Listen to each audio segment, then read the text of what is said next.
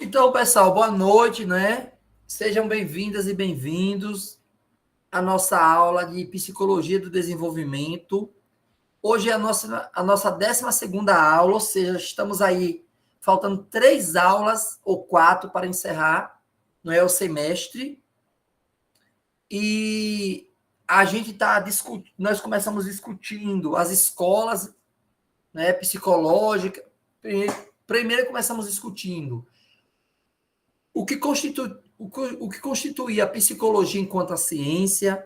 Vimos a psicologia primeiro, não com o nome de psicologia, mas ligada à filosofia, depois como ela vai se constituindo como ciência, e vários ramos da psicologia, né? Por isso que não é uma psicologia, sim psicologias, porque ela se ramifica em várias outras vertentes. Aí entramos nas escolas psicológicas, estudamos o behaviorismo, a gestalt, a psicanálise, o humanismo. São as 4 principais escolas psicológicas das quais a gente agora começa a estudar, não é? O construtivismo, né? A gente começa a estudar uma perspectiva que está muito presente nas escolas, né? Muitas vezes de forma equivocada, de forma mal entendida, porque a gente já precisa entender de saída nessa aula de que o construtivismo ele não é um método, né? O construtivismo ele é uma teoria, é uma perspectiva teórica que eu posso fazer uma transposição didática e transformar em um método, mas não é um método, né? Quando a gente vai estudar hoje Piaget, depois a gente vai estudar Vallon, depois a gente vai estudar Asbo, a gente já estudou aí Freud, que está na escola psicológica, está na escola da psicanálise, né? A gente estudou a última aula Erickson, que vai divergir de Freud, vai dar importância ao meio ambiente, vai dar importância a outras emoções para além da libido, que Freud dava muita importância à questão da libido. E hoje nós iremos ver um pouco sobre Piaget, né? Piaget é uma das figuras mais conhecidas da área da educação, né? É uma das pessoas que a gente mais estuda nos cursos de pedagogia. Pelo menos na época que eu fiz pedagogia, era um dos autores que a gente mais estudava, né? Era Piaget e Vygotsky, né? Porque Piaget é construtivista, Vygotsky é sócio-interacionista, né? Eles dialogam, mas eles também têm certas divergências.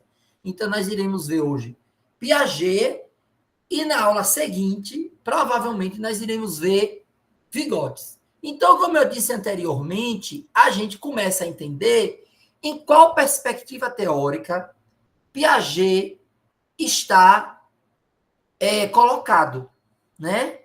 Ele está colocado na perspectiva teórica chamada como construtivismo, né?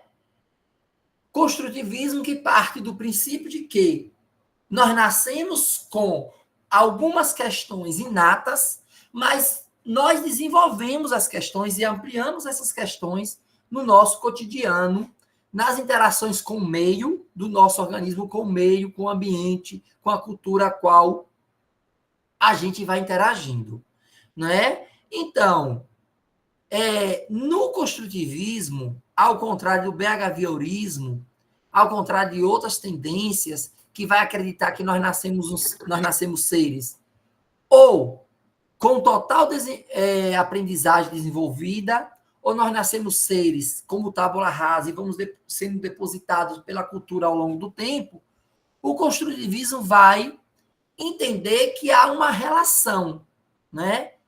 Há uma relação entre o biológico e o cultural, né? Que tem questões que são inatas, que nós iremos ver. Ou seja, já nasce com a gente e a gente vai desenvolver. Mas tem questões que não são adquiridas. Então, o construtivismo trata muito da questão da aprendizagem e do desenvolvimento. Então, a aprendizagem e o desenvolvimento para o construtivismo, elas resultam do desenvolvimento da inteligência, né, da inteligência de uma a mais, tem duas de uma a mais aí, progressiva do sujeito em interação com o meio físico e social. Quando eu estou ministrando essa disciplina presencial, eu sempre costumo passar um filme, que é um filme muito conhecido, que é do Menino Lobo, né? Para a gente entender o quanto que essa perspectiva da aprendizagem, do desenvolvimento, elas estão corretas quando elas dizem, né, que a gente nasce com algumas questões que são desenvolvidas progressivamente com a interação que a gente vai desenvolvendo com o meio físico e social no qual nós vivemos. Porque, por exemplo, todos nós acreditamos que nascemos predispostos a andar, né? Mas aí o filme do Menino Lobo vai nos provar que não necessariamente é assim. Porque ele foi criado na floresta com lobos, ele não anda como a gente. Ele anda como os lobos, né? Porque na interação dele, ele conviveu com animais que não andavam como ser humano. Então, ele adquire a questão de andar como os lobos. Então, para o construtivismo, a inteligência e a aprendizagem é resultado de uma progressiva, né? É a interação do sujeito com o meio. No momento que nós interagimos com o meio, nós vamos construindo a aprendizagem e vamos nos desenvolvendo. E aí, situando, a gente está falando do construtivismo. Se a gente for para outras perspectivas teóricas, vão compreender a aprendizagem e o desenvolvimento de outra forma. Nós já vimos a aprendizagem e o desenvolvimento na perspectiva do behaviorismo, na perspectiva da Gestalt, na perspectiva da psicanálise, e nós vimos na perspectiva do humanismo. O construtivismo ele está dentro dessa perspectiva mais ampla, que vai se desdobrando em várias outras perspectivas, chamada de humanista. Certo? E aí, o que é que Piaget vai falar sobre o conhecimento? Né? Ele vai dizer que o conhecimento é um processo de construção e adaptação ao meio. Quando a gente vai pegar, a gente vai ler sobre qual era a função social da escola, né? Em alguns livros antigos, alguns professores e professoras continuam pensando dessa mesma forma, não mudaram a perspectiva, né? Eu deixo aberto, gente, porque aí eu fico olhando o chat, entendeu? Se alguém falar alguma coisa, a gente vai perceber que as pessoas ainda têm uma ideia de que a escola, de que o conhecimento é uma forma de adaptação da gente ao meio. Só que quando a gente pensa que o conhecimento é só uma adaptação no meio, ao meio ambiente, é algo muito perigoso. Porque você se adaptar não é você mudar as coisas, né? Por isso que o construtivismo vai dizer que o conhecimento é o processo de construção e adaptação ao meio. Imagine se a gente só se adapta ao meio que a gente vive, a gente vai se adaptar ao meio. A gente vai se adaptar e vai acabar aceitando que é natural o racismo, o machismo, a homofobia, a transfobia. E o papel da educação, como dizia Paulo Freire, não é essa. O papel da educação é transformar. Né? Freud, Foucault vai dizer que o papel da educação é mudar as estruturas, né? Que é uma coisa extremamente difícil. Né? E aí, o que é que o construtivismo vai falar quando vai pensar em conhecimento? Né?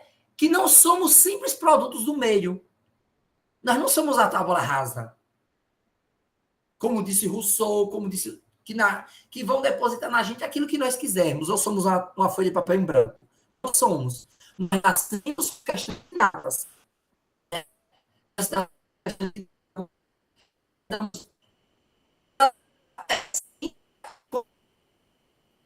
travando, vai saindo.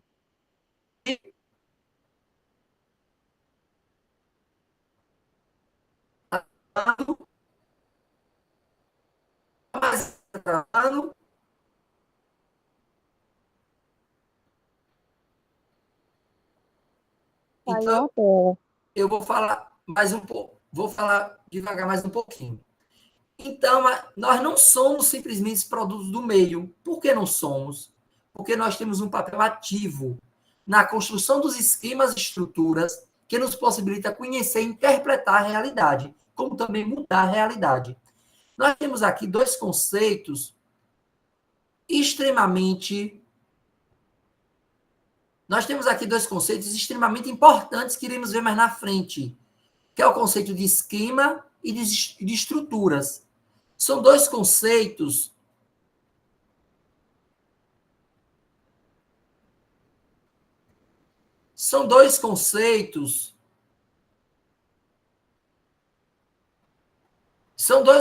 essenciais para a teoria piagetiana, para Piaget, dois conceitos extremamente importantes. Os conceitos de esquema e de estruturas. Estão me ouvindo? Ok. Então, por que o construtivismo vai afirmar que não somos apenas produtos do meio? Porque, para o construtivismo, a perspectiva a qual alguém suspendeu a mão, quer falar?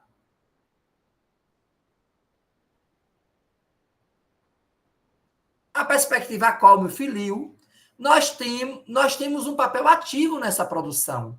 Olha quantas vezes eu já falei isso com vocês. O processo de aprendizagem, ele depende muito mais de vocês do que de mim. Né? Eu sou aqui um provocador. Mas para vocês aprenderem, requer uma série de questões, requer uma série de interação entre o objeto do conhecimento e vocês do que necessariamente da minha condição aqui. Por isso que também a gente vai entender que cada um aprende da sua forma e no seu tempo. Por isso que os filósofos da filosofia da diferença vai afirmar que nós, professores e professoras, não ensinamos nada a ninguém. Que a gente cria condições para que as pessoas aprendam, mas não necessariamente que a gente ensina. Isso é uma controvérsia muito grande, porque quem é de uma perspectiva tradicional vai dizer que não, e que o professor ensina. A professora ensina sim. Colegas meus aqui mesmo dizem, eu não concebo, eu não concordo. Eu digo, então você faz a pessoa aprender.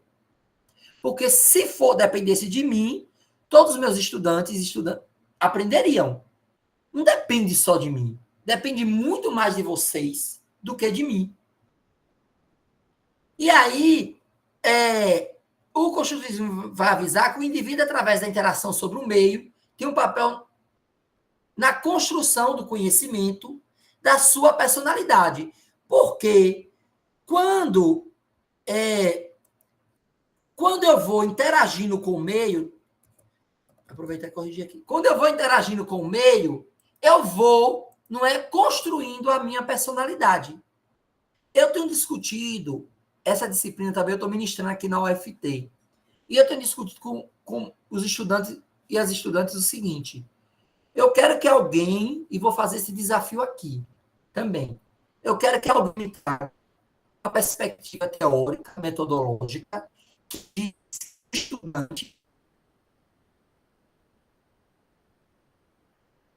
que a gente hoje Travou, travou e cortou.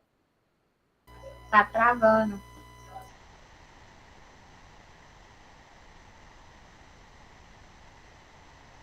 Gente, eu não sei o que está acontecendo, porque aqui para mim está normal. Pra gente começar a travar, o senhor falar e nem o compartilhamento da tela do senhor aparece mais. Eu tô achando que é a internet de vocês, sabe por quê? Porque quando vocês falam, eu não consigo entender.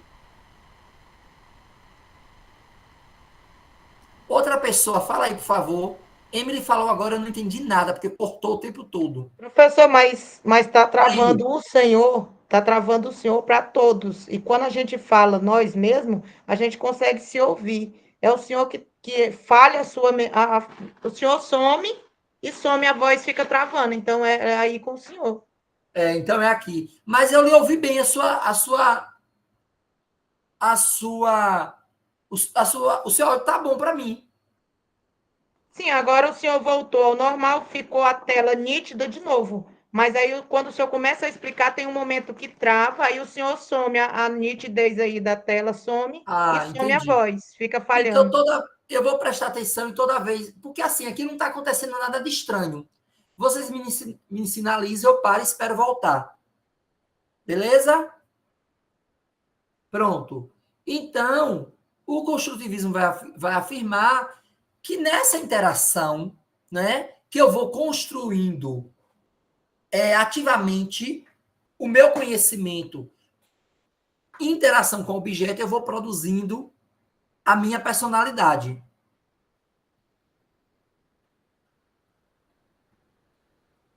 E aí, a provocação que eu estava fazendo era que eu queria que alguém encontrasse uma perspectiva teórica, epistemológica, considerada uma ciência, e que afirme que o estudante, a estudante, não precisa estudar. Porque a gente hoje tem um monte, 90% dos nossos alunos e alunas não estudam, não leem o texto, né? Pensa que uma aula de 4 horas vai dar conta de entender sobre aquilo tudo. E detalhe, nem na aula de 4 horas está presente, porque o corpo está ali, mas a cabeça não está. Se numa aula de 4 horas não dá conta, imagine numa aula aqui de 20 minutos, 30 minutos. Então, vocês precisam, ao terminar a aula, ao assistir a aula, buscar vídeo, ler o material, buscar outro material, porque só o material também indicado, ele não dá conta. Não é? Se eu quero me aprofundar, eu preciso, não é, estudar. Eu preciso ir buscar outras fontes sobre o que eu estou estudando. E aí, uma questão super importante para o construtivismo é o comportamento, né? Que a gente vai ver aqui, o comportamento representado por R é uma resposta que varia em função da interação entre personalidade do sujeito, representado por P, e situação, representada por S. Vai, Livânia. Eu acho, professor, que essa questão que o senhor colocou é meio impossível, porque até as mães, por exemplo, quando estão grávidas, que elas colocam seu filho ou para ouvir uma música agitada, ou para ouvir uma música calma, o bebê, né, no processo de construção, ele sai calmo ou ele sai gostando daquele tipo de situação. Então, quando você se coloca a estudar, a buscar, a saber, você fica mais interagido, mais sabido naquela questão, né? Aqui, por exemplo, eu conheci uma mulher que a criancinha dela, com poucos anos de vida, quando começou a falar, ela já incentivava ela a comprava brinquedos que incentivasse a ler inglês, a ver as cores em inglês. Então, muito pequenininha, a gente ficava admirado dela já falando todas as cores em inglês, porque a mãe sempre colocava, interagia com ela, aquela situação, para ela já ir aprendendo. Então, ela já é uma aluna bem avançada, porque no cotidiano, na construção dela, ela já teve todo esse incentivo, né? Pois é, aí você traz o relato de uma interação, não é de uma interação do sujeito com o meio em que está vivendo. E aí, nessa interação, né, o construtivismo vai avisar que para compreendermos o comportamento de uma pessoa em determinado caso, temos que considerar 2 fatores: a influência da personalidade na situação, a influência das situações anteriores vividas por alguém na formação da sua personalidade. Ou seja, eu preciso levar em consideração por que é que a gente precisa ter a empatia e a sensibilidade de pensar de onde o sujeito vem, de onde o estudante vem, de onde a estudante vem. Porque ela tem uma formação anterior, né? A forma como essa criança, que Elivânia falou agora, vai interagir com outra língua é diferente da maioria das crianças da escola. Porque na convivência dela, ela conviveu, ela interagiu com objetos e coisas e situações que tinha outra língua. Então, ela aprendeu um outro idioma mais rápido do que provavelmente as outras crianças irão aprender. É só a gente observar, eu não sei aqui quem está em sala de aula, mas a gente pode observar que a criança que vem de uma família letrada, ela aprende a ler mais rápido. né? E ao dizer isso, eu não estou dizendo que a criança que não vem não vai aprender a ler, viu? Não é isso. Nós estamos falando aqui de processos. Nós estamos falando aqui de processos que facilita pela interação da produção ou da adaptação desse sujeito no meio em que ele está inserido. Porque são processos de interação que é assim que o construtivismo vai entender, de que a gente age ativamente sobre o objeto o qual nós estamos aprendendo. Porque nós somos seres ativos. Nós nascemos com esquemas simples, aqui já usando também uma linguagem de Piaget, que irão se transformar em esquemas complexos com a interação do organismo ao meio ambiente. E aí nós temos o desenvolvimento cognitivo, não é? Para o construtivismo, o sujeito ele é ativo no processo de produção do conhecimento. Imagina se eu chegasse aqui e pudesse depositar em vocês tudo que eu sei sobre psicologia, até o que eu não sei, e vocês saíssem daqui sabendo. Vocês vão ter que chegar depois dessa aula, ler esse material, refletir sobre isso, interagir com ele, para poder produzir o conhecimento de vocês. E aí ele vai dizer que nessa construção passa por processos descontínuos e mudanças qualitativas, né? Que nós iremos ver o que é que Piaget vai chamar de processos descontínuos e mudanças qualitativas, né?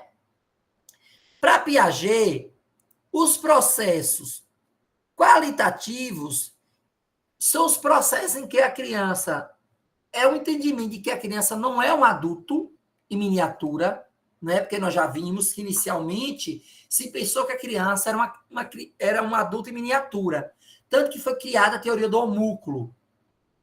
Eu fiz até a provocação a vocês de que esses nomes de escolas particulares, Pirilampo, Estrelinha, Jardim de Infância, está baseado nessa ideia da criança enquanto um ser em miniatura. Esses espaços estariam lá apenas para cuidar, né? Para cuidar, para que essa criança se desenvolvesse, porque mentalmente ela já tinha o desenvolvimento. Ela só precisava se desenvolver fisicamente. Então, nas mudanças qualitativas, vai se compreender que a criança não é um adulto em miniatura, portanto, ela não é dotada das mesmas estruturas de um adulto. E aí, Piaget vai justamente trazer a diferença qualitativa entre o adulto e a criança quando há um mundo de funcionamento intelectual. Ele vai dizer que a criança e o adulto funcionam totalmente diferente. A gente pode dizer, mas que besteira! Uma coisa tão simples. Hoje, sim.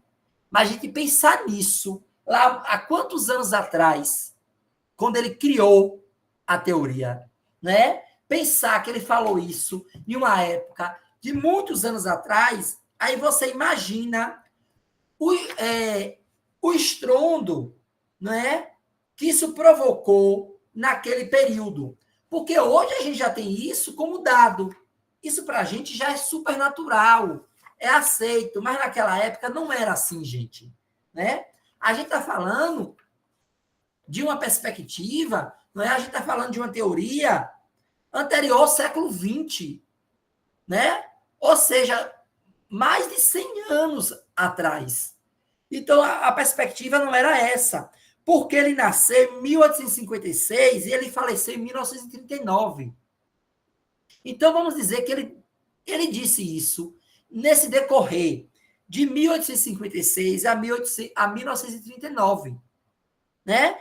Que, em seguida, Vygotsky, que vai viver praticamente no mesmo período dele, né? Vygotsky vai viver no mesmo período dele e vai morrer mais cedo do que Piaget, porque Vygotsky morre muito novinho, né?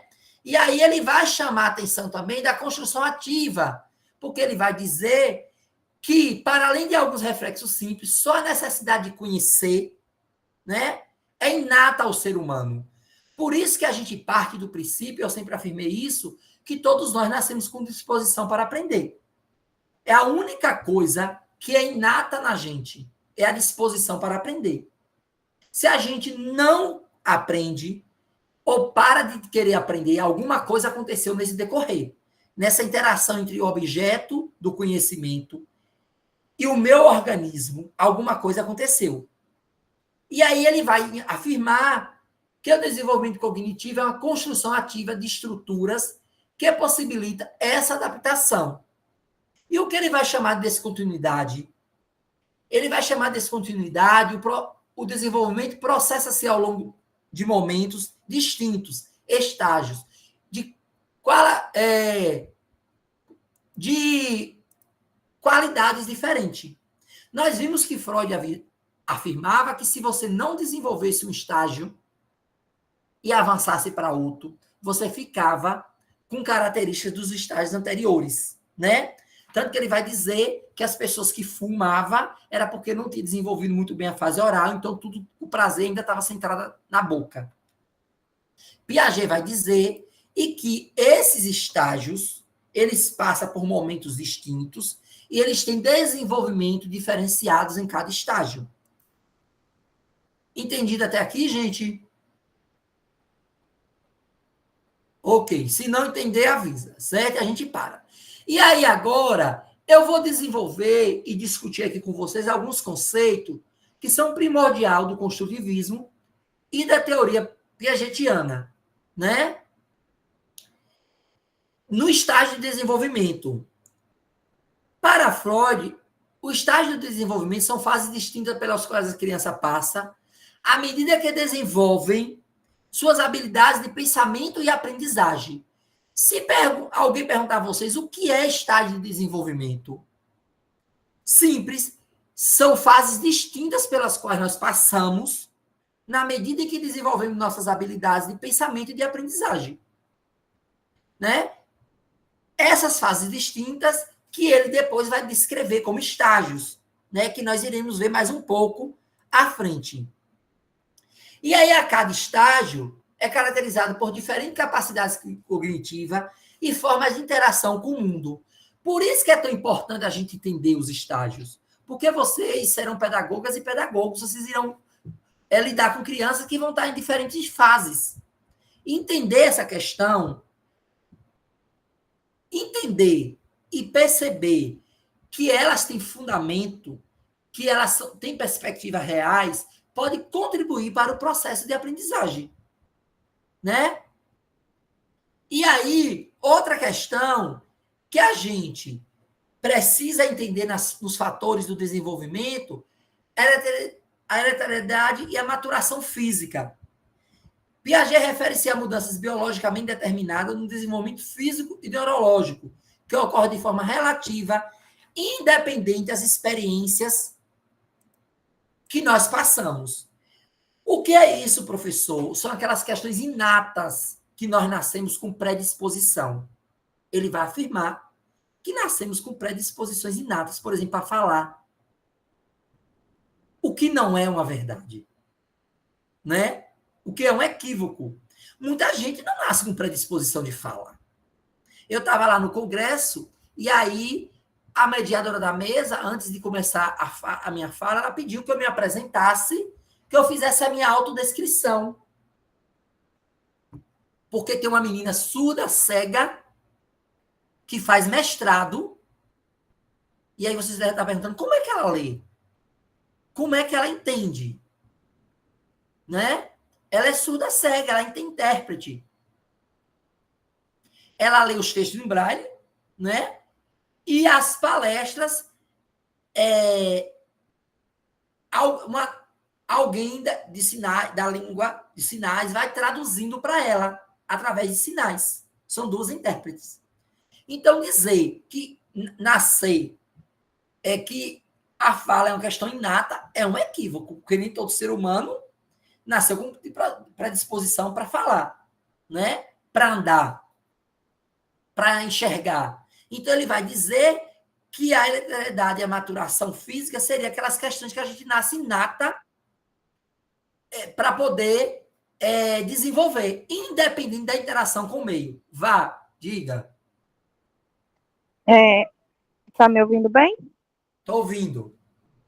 Uma observação que eu tive quando começou as aulas aqui do curso, sempre via os professores se descrevendo, né? Sou a pessoa tal, estou me vestindo tal, e achava isso estranho. Aí depois que eu vim me entender, né? Que isso aí vai servir para uma pessoa que tem dificuldade visual, que ao ouvir vai identificar a pessoa que está falando. Aí achei muito Isso. interessante. Aí eu até disse à professora que eu já ia me autodescrever mesmo.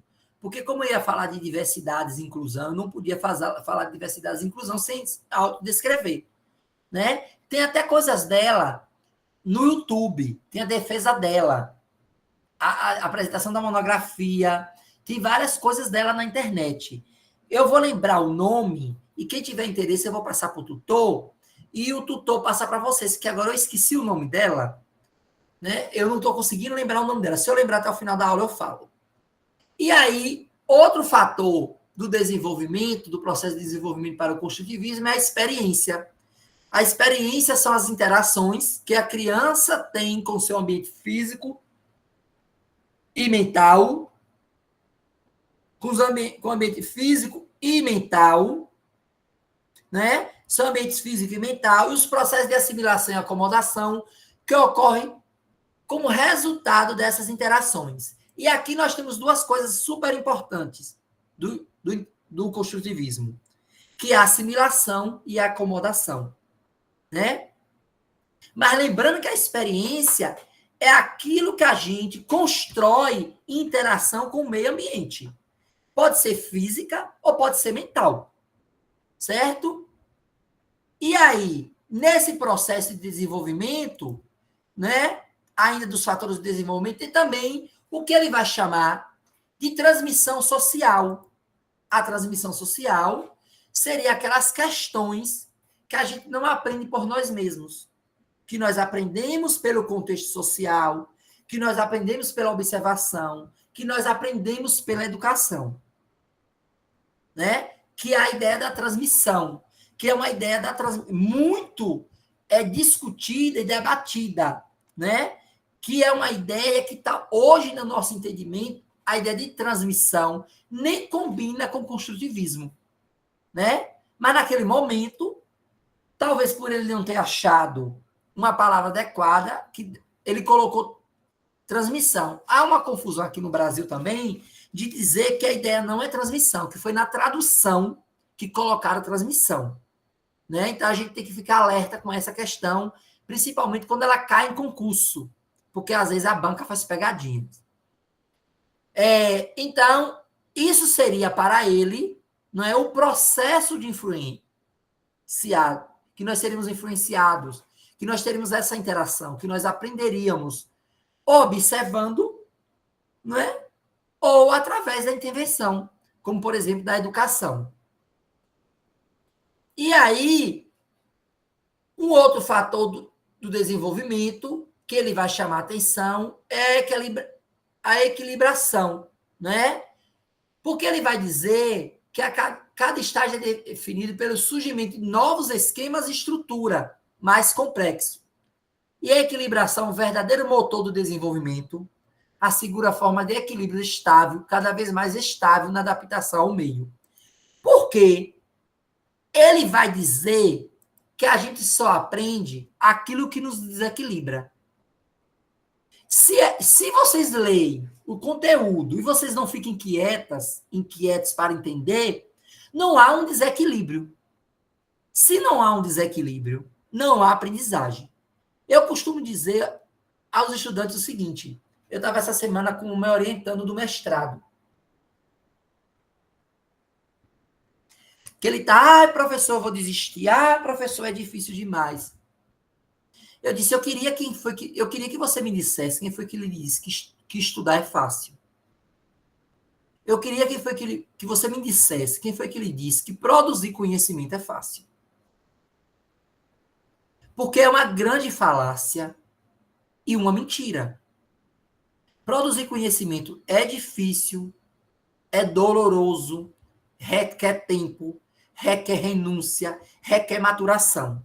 O próprio Piaget, que nós estamos estudando hoje, e que vai estar lá no material, mas a gente não vai chegar nessa discussão, ele vai dizer que construir conhecimento é tão difícil quanto parir.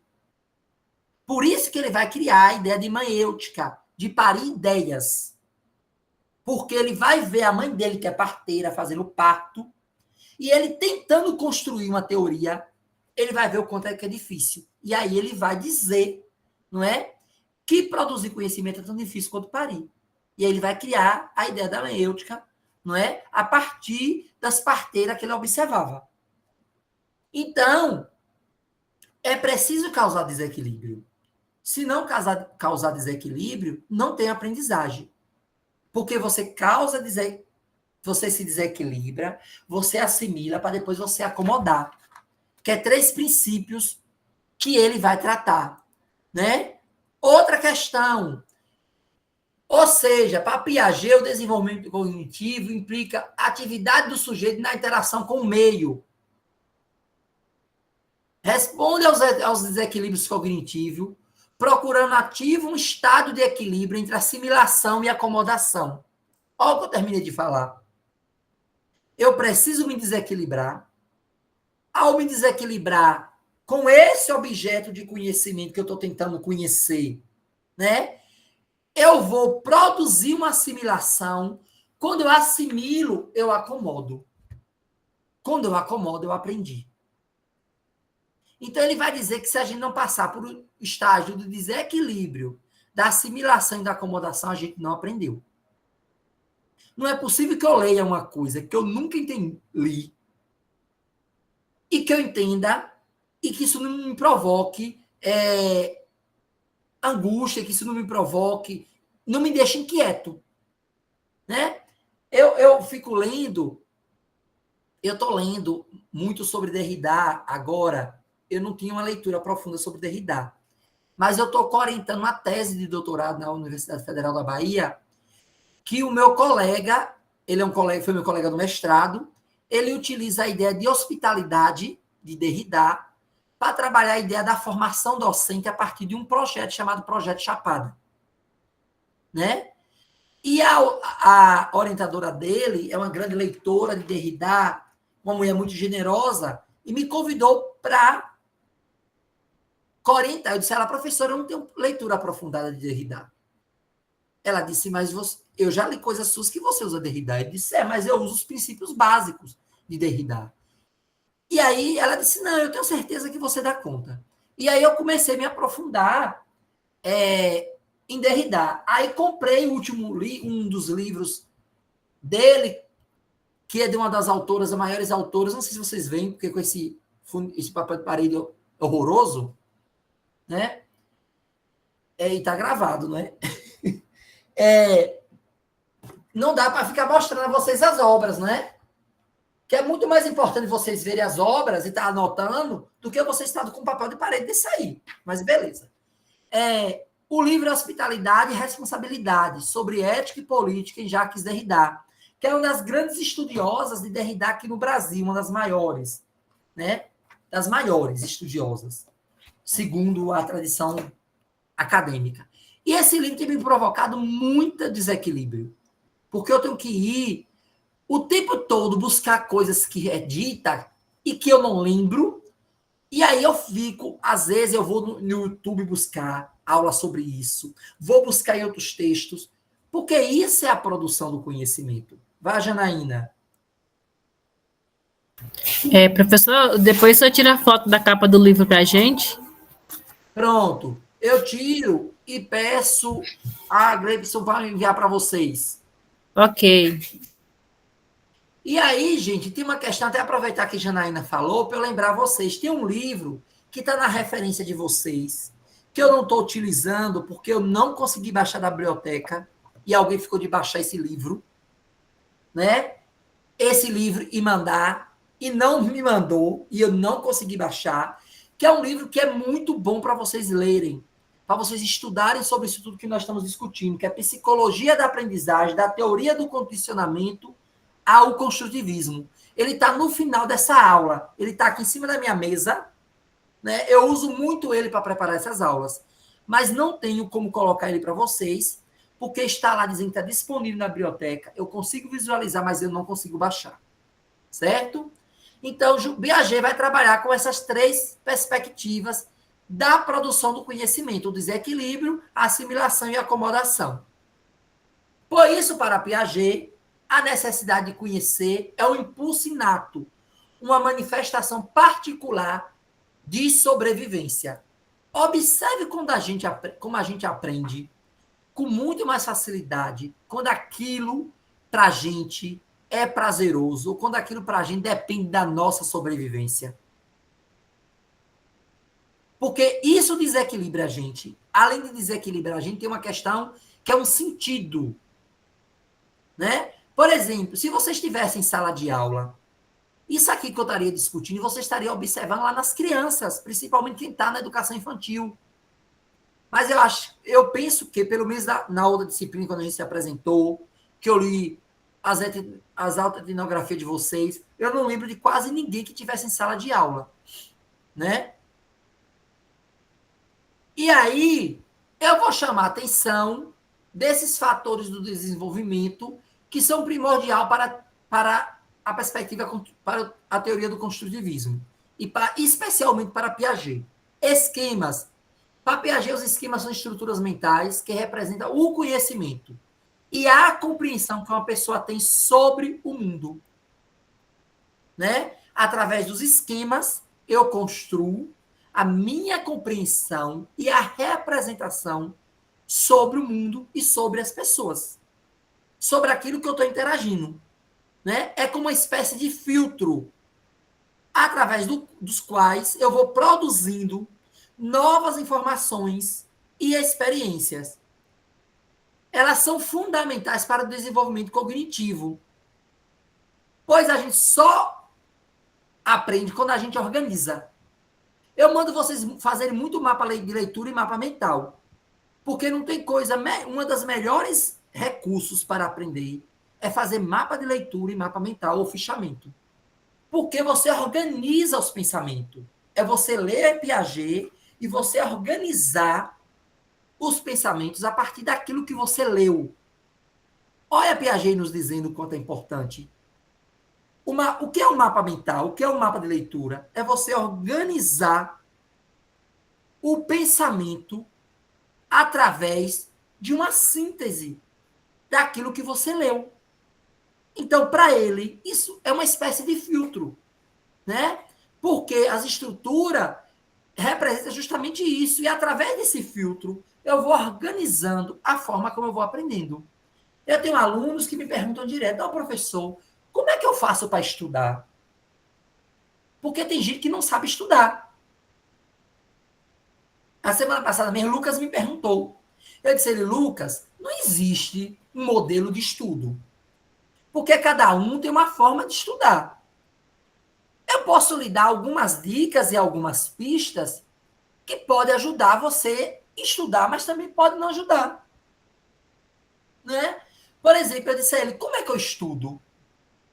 Eu faço uma leitura, primeiro, sempre eu faço uma leitura. Por exemplo, amanhã eu tenho uma banca. Né? Eu estou numa banca de uma qualificação de mestrado. Eu fiz uma primeira leitura do texto, eu fiz aquela leitura rápida, uma leitura canibalista, depois eu volto lendo devagar, pensando sobre, e em seguida eu volto anotando. Né? Eu volto anotando, e aí após anotar, eu vou anotando conceitos chaves que a pessoa quer discutir no trabalho e a partir de onde ela está discutindo. Uma forma muito que eu faço também após a leitura é fazer um resumo. Isso me ajuda, mas sou eu. Tem gente que vai aprender de outra forma, que a gente não aprende igual. Porque a gente vai organizar nossos esquemas da nossa forma. A gente vai filtrar essas informações e produzir de cada um de uma forma diferente. Agora requer tempo. Exige tempo. Exige disciplina.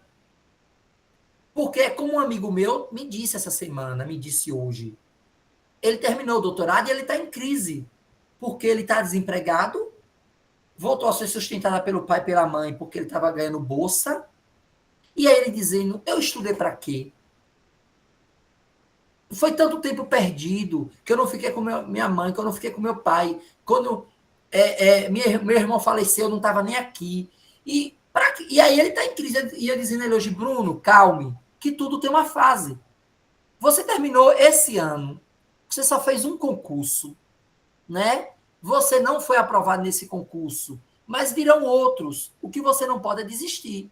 E aí ele pedindo para eu ler o texto dele, né, para saber por que o que é que eu achava do texto dele. E aí eu fui dizer a ele, eu penso que você deveria. Ele inicia o texto dizendo assim, porque estudos da área da política pública fala isso, isso e isso. Eu disse a ele, sim, qual estudo da área? Você não cita ninguém. A banca quer saber de quem você está falando.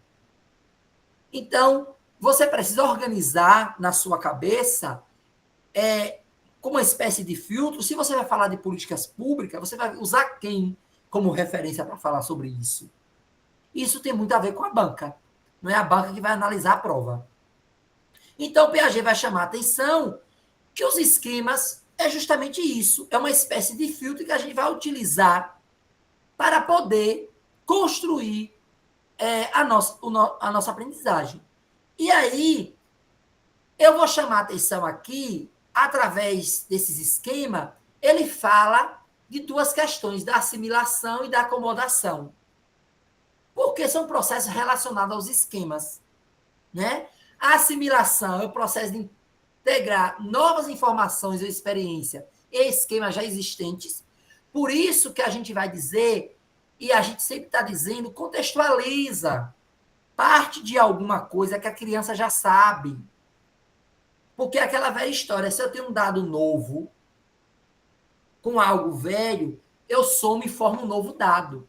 Mas se eu parto de um dado novo para um dado novo, provavelmente eu não vou conseguir construir nada. Né? Então, são informações que a gente já tem a partir de esquemas existentes e a partir das experiências a gente vai produzindo outros esquemas. Quando o indivíduo se refere a algo novo usando o esquema já conhecido, ele está assimilando essa informação. Por exemplo, a criança. Às vezes a criança ela vê o gato e chama de au-au, porque ela tem no esquema dela a imagem do cachorro. Então, ela assimila o gato com a imagem do cachorro. Então, para ela, tudo que tem 4 patas, que anda no mesmo formato, é au-au. Então, ela vai levar um tempo para ela fazer essa distinção das coisas que a gente vai ver mais na frente e que Piaget vai denominar. E aí, a partir dessa assimilação, vai vir a acomodação, que é o processo de modificar um esquema existente ou criar um novo esquema para lidar com essas informações. Então, se a criança vê o gato, ela usa a assimilação que ela tem do cachorro, e ela cria um novo esquema, ela assimila e cria um novo esquema e chama de gato, ela construiu informação. Se ela não construiu, ela não chamou, ela chamou de au-au, ela ainda está lá na questão da assimilação. Ela ainda está assimilando, ela ainda não conseguiu encaixar as informações que ela tem nas informações atuais. Né? Isso ocorre quando a experiência nova desafia as crenças ou entendimentos prévios. Então, se não desafia aquilo que vocês já sabem, é por isso que muita gente não aprende, né? Muita gente não aprende porque a questão cognitiva não possibilita que aprenda, né? Porque o que é teoria? Teoria é aquele e aquela que vê. Se você não se desequilibra, não se abre para ver, para além daquilo que você já sabe, você não produz um novo esquema. Você não acomoda. Outra questão que a gente precisa pensar a partir daqui. Né? Nós tivemos 3 conceitos primordiais: os esquemas, a assimilação, a acomodação e o desequilíbrio. E aqui agora a gente passa para o que Piaget vai chamar de estágios do desenvolvimento cognitivo.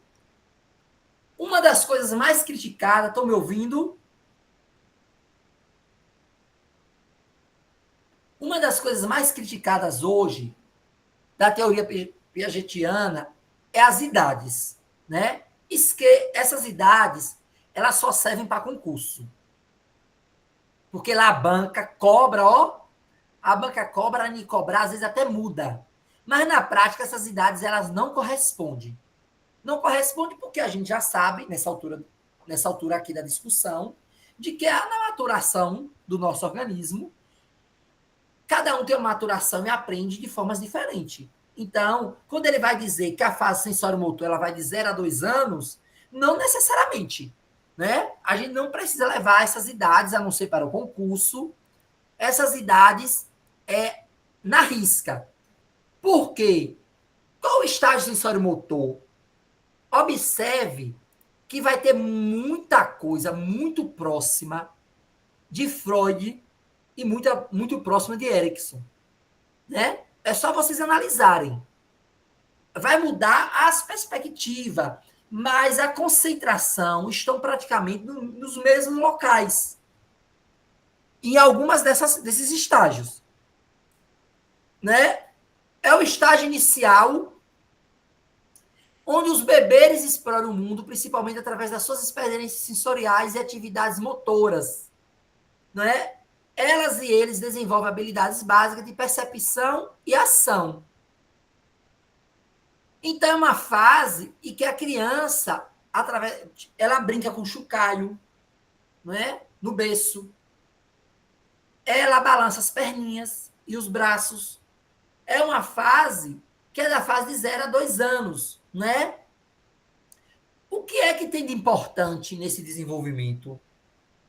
A compreensão de que os objetos continuam a existir, mesmo quando eles não estão visíveis. Quantas vezes a gente brinca com a criança e esconde o objeto? Né? A criança ela não tem ideia de que o objeto continua a existir depois que some. Porque ela está numa fase ainda que não possibilita ela compreender. E aí, nessa fase, ela começa a construir essa ideia. Tanto que, às vezes, quando ela já está arrastando, ela começa a procurar um objeto em algum lugar para ver onde foi que a gente escondeu. Né? Quais são as ações reflexas?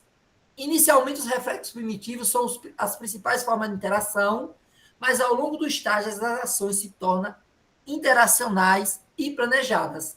Porque ele vai balançar a perna, ela, em uma ação muito intuitiva. Mas com desenvolver, essas ações vão começar a ser planejadas e mais ou menos pensadas, né? Gente, alguma dúvida até aqui? Tranquilo. Aí vem o estágio pré-operatório, que é dos 2 aos 7 anos de idade. As crianças começam a usar a linguagem e os símbolos para representar objetos e ideias. No entanto, o pensamento dela ainda é bastante egocêntrico e intuitivo. Por que egocêntrico? Porque a criança não consegue se colocar no lugar do outro. Não consegue pensar a partir do ponto de vista da outra pessoa. Mas não é só criança, não. Tem muita gente assim, adulta. Viu? Não é só criança, não. Então, o que é importante a gente entender nessa fase? O pensamento simbólico, a capacidade de usar símbolos, como palavras e imagens para representar ideias e objetos. A questão do egocentrismo que eu já falei agora. A criança não consegue pensar a partir da perspectiva do outro e da outra. Raciocínio intuitivo, as decisões são baseadas em impressões imediatas, em vez da lógica. Né? Por exemplo, um exemplo aqui do raciocínio intuitivo. Quando a criança bate ela é criança, não bateu, intuitivamente ela bate. Né? Ela não pensa. Ela não é rápido, é intuitivo. Ainda é uma fase muito da intuição. Aí as operações concretas. Alguém levantou a mão. Vá, Elivânia.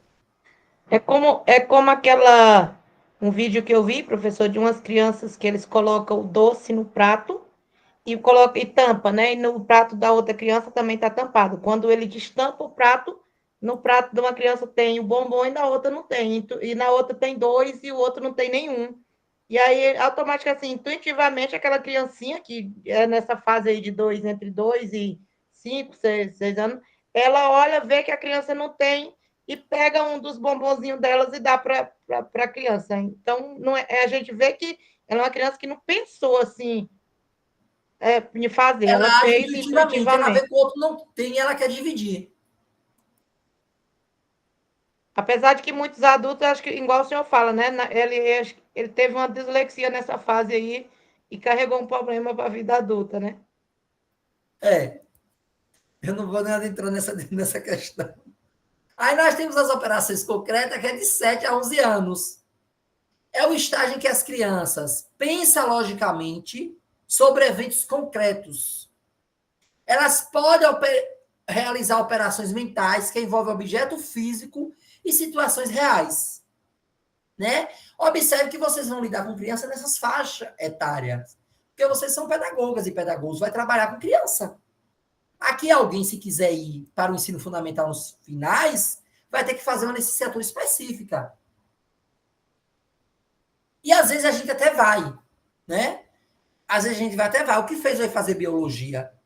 Foi porque eu fui para o ensino fundamental nos finais. E eu sentia a necessidade de aprender. Né? Eu era pedagogo. E eu fui ensinar ciências. Então, eu fui fazer biologia por causa disso. Então, a criança, ela pode realizar essas operações mentais com objetos físicos, situações reais, né? O importante da fase, do estágio, é conceitos de conservação, compreensão de que a quantidade de um objeto não muda, nem que a sua forma ou aparência mude. Por exemplo, o volume de líquido em diferente recipiente. Tipo, eu vou colocar a água em um vaso alto, mais estreito. A mesma quantidade de água em um vaso menor, mais largo. Ela vai entender que a quantidade, o líquido não mudou por causa do recipiente. Porque ela já está na fase das operações concretas. Né? Alguém levantou a mão. A apresentação caiu. Como? A apresentação não está na tela. Não tá, não? Ai, gente, caiu, foi mesmo. Oxe, por que caiu, gente? Vai saber, né? Voltou? Voltou? Okay. Voltou. Pronto. Outra questão, a lógica aplicada, capacidade de utilizar o raciocínio lógico em situações concretas, mas ainda tem dificuldade com conceitos abstratos. Por isso que aí vai vir a ideia de usar muita coisa concreta nessa fase. Até o 5º ano, de utilizar questões concretas. Tipo, eu vou trabalhar com números. Eu levo tampa de garrafa, eu levo caroço de milho, caroço de feijão, eu levo palito de picolé. Na minha época, que eu fazia magistério, a gente fazia uma caixa de contagem. O que é isso, professor? O que era a caixa de contagem? A gente estudava Piaget, e em seguida a gente desenvolvia uma caixa com jogos que iríamos utilizar em cada fase. Em cada fase dessas, a gente tinha que pensar, construir, no mínimo, 3 ou 4 jogos para trabalhar um conteúdo. Tipo, eu ia ensinar a ler, né? Eu estava com a primeira série, eu ia ensinar a ler. Eu tinha que desenvolver, pensar em algo que possibilitasse e contribuísse para que a criança aprendesse a ler, concretamente. Porque eu sabia que ela, na primeira série, lá naquela época, ela chegava na primeira série com 8 anos, 7 anos. Ela não estava ainda nas operações concretas. Porque até os 11 anos, ela ainda tem, ela tem dificuldade de abstração. E aí, você vai ensinar conceitos que são extremamente complexos para uma criança, que é criança, ou está entrando na pré-adolescência, e quer que ela entenda, se esquecendo que ela não está na fase de construir conceitos abstratos. E tem coisas que é muita abstração, gente. Tem coisas que até para a gente é difícil compreender, imagine para uma criança. E aí as operações formais ou abstratas, a partir dos 12 anos de idade, né? é o estágio final, para Piaget é o estágio final, onde já está na fase da adolescência, desenvolve a capacidade de pensar de forma abstrata, hipotética e sistemática.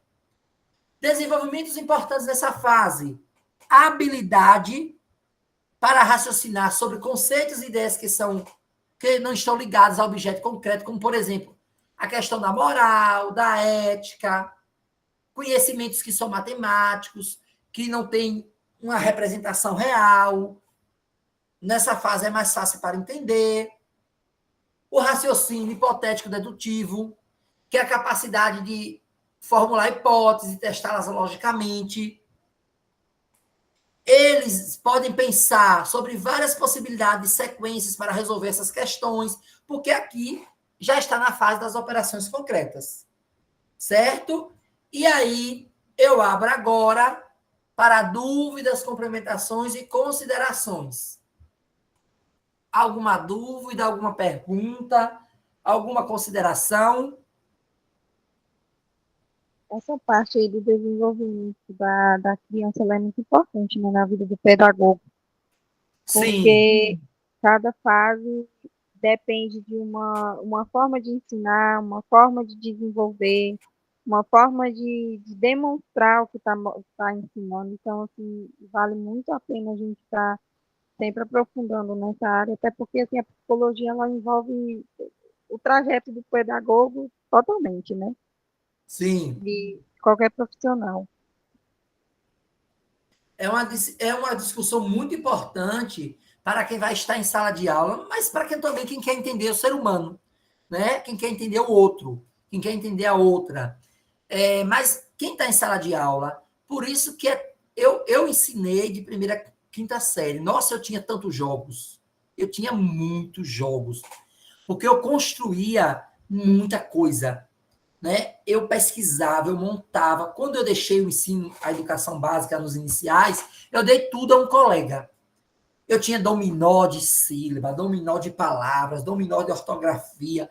Tudo eu montava naquela época que não era como hoje, que as escolas recebem. Eu tirava do meu bolso e comprava.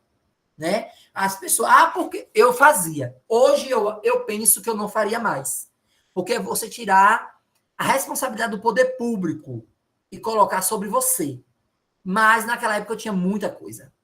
Eu tinha muita coisa mesmo, comprada com o meu dinheiro. Nossa, eu lembro que eu tinha uma coleção roxa, era uma coleção de livros que trazia muita coisa. Era uma coleção de uma perspectiva construtivista. E aí trazia os conteúdos, e para cada conteúdo trazia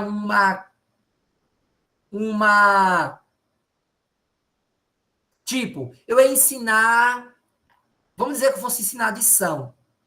O livro trazia, no mínimo, 3 sugestões de atividades práticas de adição. A coleção era muito cara. Eu trabalhava, 6 meses para pagar a coleção. O meu salário era praticamente 6 meses para pagar a coleção. Aí tinha a coleção roxa, verde, azul e branca. Eu tinha as 4 coleções. O meu dinheiro era todo para investir. Alguém levantou a mão. Professor, uma dúvida, né? No tempo de hoje, que a gente tem aí vários transtornos, a nossa psicologia hoje está muito, talvez, além do que na época aí do Freud, né? Que naquela época se seguia um Piaget, a gente está padrão. falando de Piaget, O senhor mulher. acha que se daqui a alguns, vamos supor, daqui a uns 10 anos, será que ainda conseguimos ainda estar nessa teoria de Freud? Ou será que a gente já vai ter aí um avanço pelo que hoje nós estamos vivendo? Porque está um meio muito amplo, muito diversificado aí né? Tem hora que a educação tem hora que volta atrás um pouco, tem hora que eles querem avançar, vê que não consegue colocar no mundo atual, porque várias pessoas não aprendem, aí eles voltam de novo para a teoria antiga, porque era mais fácil de aprender. Então, assim, pensando num modo geral, daqui a alguns anos, será que a gente ainda vai estar nessa teoria, nessa conversa de Freud? Elivânia, nós estamos discutindo Piaget. Né? Freud é psicanalista, Piaget é construtivista. São perspectivas bem diferentes. Perdão, eu errei no nome. Professor, eu sou muito ruim de lembrar nome. E outra questão, esses conhecimentos que a gente está estudando sobre Freud, Piaget, são conhecimentos que vão ser eternos. Mesmo que você vá estudar para fazer a crítica, eles são necessários para você entender como se pensou uma criança ou infância. Porque eu não sei se vocês já tiveram alguma disciplina sobre educação infantil. A ideia de criança, eu não sei o que foi discutido, mas a criança nem sempre existiu. Né? Como a ideia de infância, ela só vem surgir muito tempo depois.